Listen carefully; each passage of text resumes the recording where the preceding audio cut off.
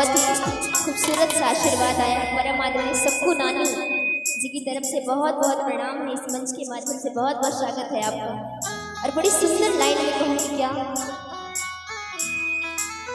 घर मरनी मन नीक ससुरवा भाग से पावे कोई,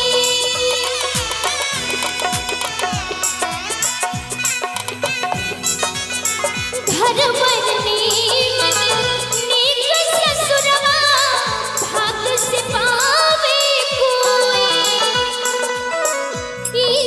छूटल हमसे बढ़ के पवने अभागा होई, हमार जिया डोले रे छोटी नैनी, हमार जिया डोले रे छोटी नैनी, पलकुआ कैसे सजनवा कैसे तेज रे छोटी नैनी, पलकुआ कैसे तेज रे छोटी नैनी, बाबा दिहल टीकावा से दूर हम तेजबो,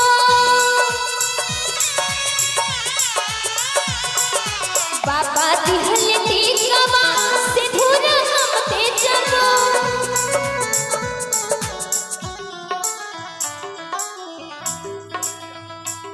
दिहल टीकावा से दूर हम तेजबो,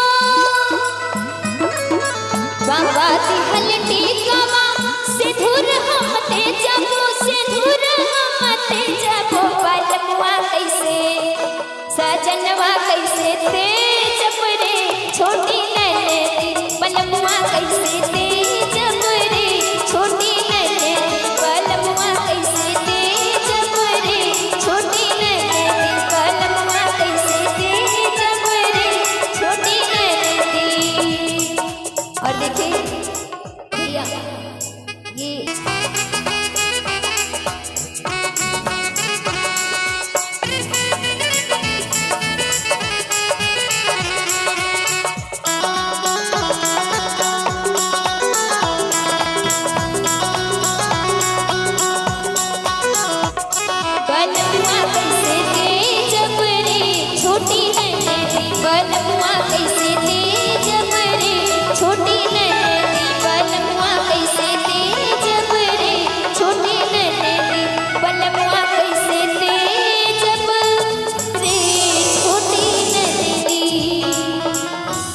आप सभी से मीठी मीठी तालियां।